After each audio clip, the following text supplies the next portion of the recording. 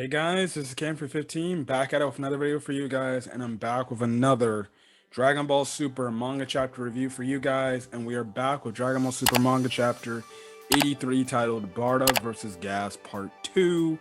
And this chapter, I thought this chapter was alright. It wasn't really good, but at the same time, it wasn't really bad, so it's kind of meh to me. It's alright. There are some decisive issues maybe I could see some people having, but we'll see where the story goes, I guess. But this chapter, for the majority of this part, is strictly focused on the fight between Gas and Bardock. We don't cut to the present, we stay strictly in the past, and it's just exclusively a chapter that stays in the past. So it seems like Dragon Ball Super took an element out of One Piece, where when it comes to telling backstories, you stay and you sometimes have full chapters of backstory elements. So, yeah, pretty much, as I get into this review, pretty much, Bardock's fighting against Gas, and Monito's like, Bardock, please run. You don't have to worry about me or Granola. You can run and get to safety. I'll be able to be the one that is going to get punished for, doing what I got to do. But Bardock's obviously like, nah, man, that's crazy talk. I'm going to stay here and fight because that's what I'm going to do, and that's what we Saiyans do and everything. So, yeah, that's the whole thing right there. Now, we get to... Now, the one thing I'll say this, I'll bring it up later in the chapter, but... Gas puts the first whole hint of Bardock somewhat having a gut feeling about the whole attack Frieza's going to have on Planet Vegeta, because he goes on to say, like, you Saiyans aren't even really fated to live any longer. And obviously Bardock's like, wait, what the hell are you talking about? And obviously Gas is like, it's nothing much, you don't need to worry about it, you'll be dead anyways. But I just heard it from Elec anyways, so yeah. Anyways, they start the fight, and Bardock starts fighting, but obviously Gas is stronger than Bardock, and, Bardock is just getting beat up by Gas a majority of this chapter, pretty much. Now, Bardock eventually ends up telling Monito, take the kid and go away. I'll handle him, I'll fight him, and stuff like that. So yeah, anyways, Bardock and Gas continue to fight, and we even see Gas power up, but the more Bardock tries to fight back, essentially Gas makes the whole thing like, oh, your attacks tickle and stuff like that. They're not doing really any damage to me. You're just a weakling Saiyan and stuff like that. And like I said, Bardock's just getting his ass kicked the entire time. Now, Monito, he goes back to his little house and he grabs the Dragon Balls on for Planet Cereal, and he's like, I didn't want to use these because using the Dragon Balls and using them for selfish desires, that don't work and everything. They don't go hand in hand. I don't like doing that. But I'm left with no choice because I got to do what I got to do to help Bardock, the man who saved my life. Hold on a quick second. I'm going to plug in my charger.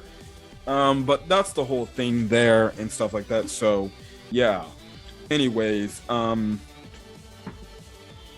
again, Bardock's getting his ass whooped. Gas is just talking shit. He's like, please, this is not even the true extent of my powers and stuff like that. So yeah, now Gas is saying, like, listen, why don't you just keel over and die already? But Bardock's like, please, I'm not gonna die. He gives the whole Saiyan, this chapter 2, he gives the whole Saiyan speech of like, we Saiyans never quit. We'd rather die than just, give up and fight and stuff like that, or run and everything. So yeah, that's the whole thing there. In the meantime, we see Monito actually end up summoning the Cerulean Dragon Ball.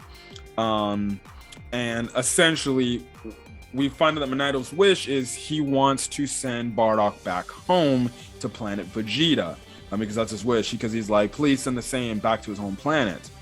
Now, if you remember, back in the Frieza saga, or at the end of the Frieza saga, early Android saga, when the others tried to wish Goku to come back home after the events of the Frieza saga, Goku declined, saying like he's training with the Yardranians and he'll come on his own accord. Well, we kind of get some more background information to how it works. So actually, we see that the dragon actively communicates with the said person that you make the wish on to transport somewhere, and says like, hey, I'm the dragon. This person made this wish to transport you somewhere back to your home planet or wherever you want to be wherever they wanted to be transported, or whatever they wanted you to be transported to. Did you want to do it? And stuff like that. So the dragon starts telling Bardock like, hey, I was given a chance and I was informing you that a wish has been made to send you back to Planet Vegeta. Do you want that? And stuff like that. Now Bardock's like, wait, who are you and what's this? So we finally get the official confirmation of the dragon's name, and the cerulean dragon is named Ronbo. Interesting name. It's definitely different from Porunga and Shenron. Definitely a lot shorter. And definitely even different from the Super Dragon Ball's dragon Zarama. So yeah, interesting name choice there. So yeah, now Gas is getting pissed off. He's like, who the hell are you speaking to? And Gas, within the corner of his eye, sees the dragon right then and there. Now the dragon replies back to Manito's like, listen, he doesn't want to go back home. He has refused the wish. And obviously Bardock's like, please. He gives his whole Saiyan speech like Vegeta typically does. He's like, please, I'd rather fight and die than run away like a coward and stuff like that. So yeah, so that's the whole thing there. Now Manito gets into contact with Bardock, and obviously Bardock's like, why do you keep interrupting my fight, and why do you insist on having me wanting to go home and run away and stuff like that? Now Manito goes on to say, you showed real moral fiber. Saving us back there was more than enough. I've got no doubt that this kindness in your heart is going to save someone else one day. That's why I need you to live. And obviously Bardock's like, please, I don't take orders from anybody. I work for my own self. And Bardock's like, please, I'm not leaving this planet till I beat this guy and stuff like that. And obviously Manito's like, okay, then what is going to make you leave and stuff like that? And then obviously Manito's like, okay, then tell me another wish that you want. And Bardock is like, okay, fine. I wish that my sons end up thriving. Now, eventually what happens later on is we see that throughout the fight, Bardock gets a huge boost in power. Now, my prediction is maybe Manito didn't actually wish for that, the wish that Bardock had, because or maybe he did. I guess it would make sense why Raditz and Goku lived on for as long as they did. So yeah, it's kind of actually it's a confusing wish because it makes no sense, but okay, that's the whole thing there. But what I think is happening, because Bardock gets a huge boost in power, is I think Manito made a wish to give Bardock an increase in his strength to be able to overcome Gas, and overcome the strength of Gas and everything. So yeah, because we do come back to Manito saying, selfish wishes can only bring about doom, and I was about to make a grave mistake, and stuff like that.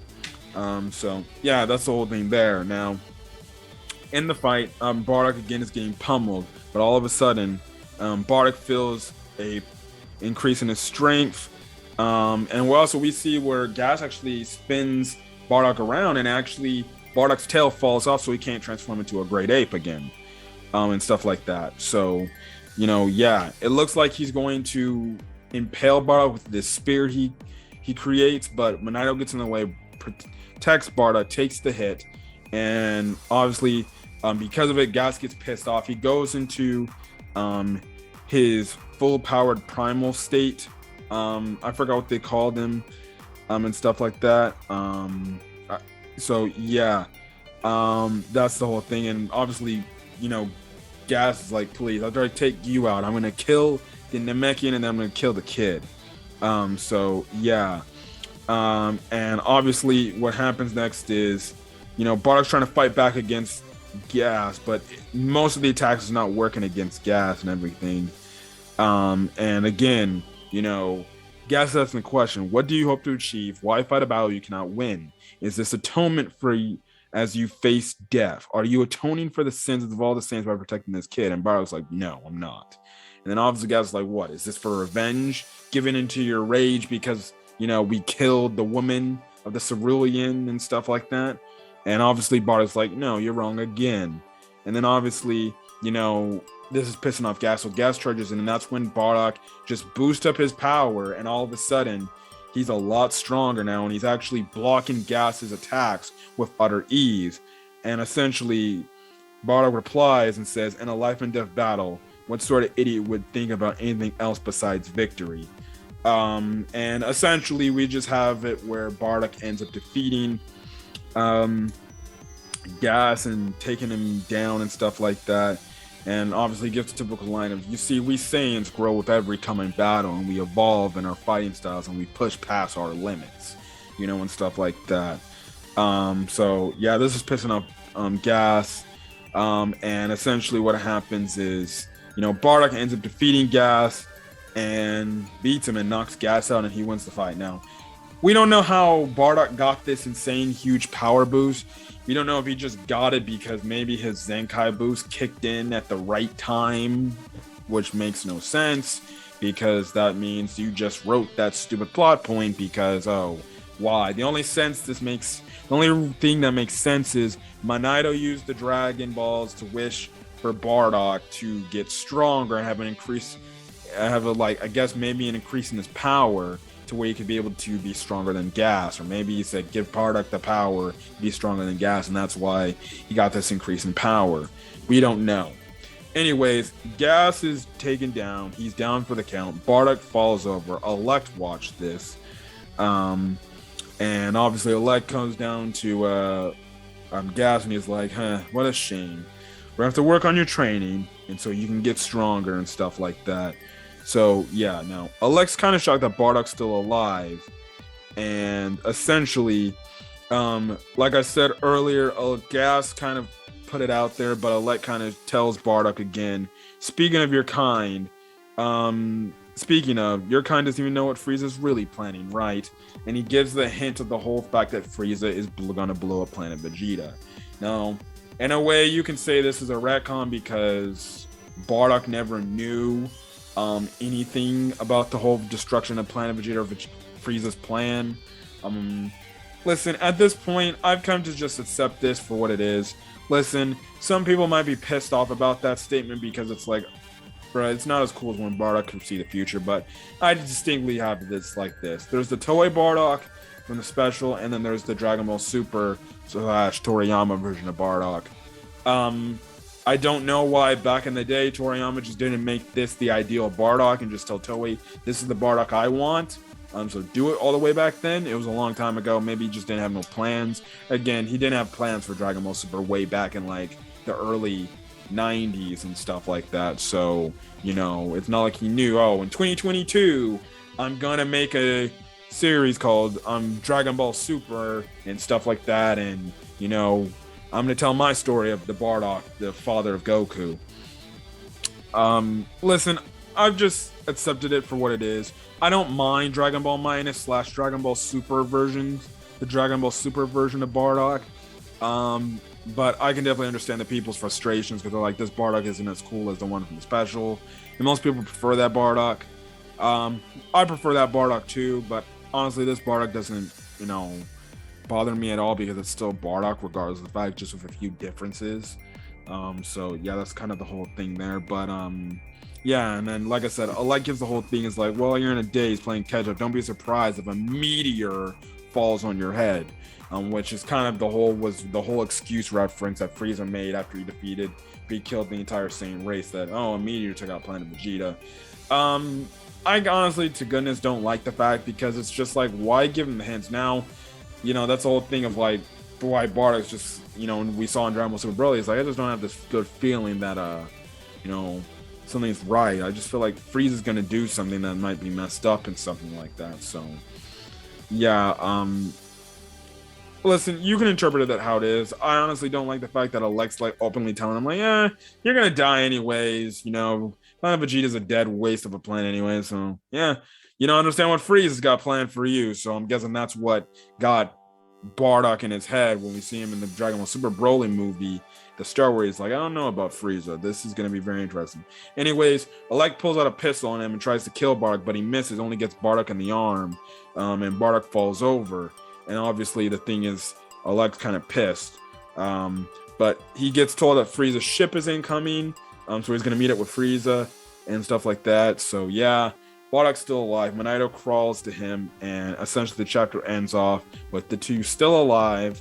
And Bardock's shocked that Monito's alive, and Monito's like, please, it takes a lot more to put Namekian down and stuff like that. So yeah, and Bardock goes and say, you don't say good. I take care. I take it the civilian's okay too. And Monito says, yep, he is. Those thugs left us for dead and headed off. You won the battle, Bardock. And his scouter is right then and there. Now, I don't know if that means his scouter is still on, because we know the thing with the scouters is, scouters are like, communicators. And if if Frieza was listening in on this, he obviously knows that there was a rogue Saiyan that didn't leave the planet and fought the Heaters. So that could have given him more inspiration. And since the scouter was literally on, Bardock when Elec was talking to him about the whole, understand what Frieza has planned for you guys. Maybe that's also what initiated the move for Frieza to be like, okay, it seems like the Saiyan's going to be on to me now. I guess I might as well take out the Saiyans now when I have the chance to.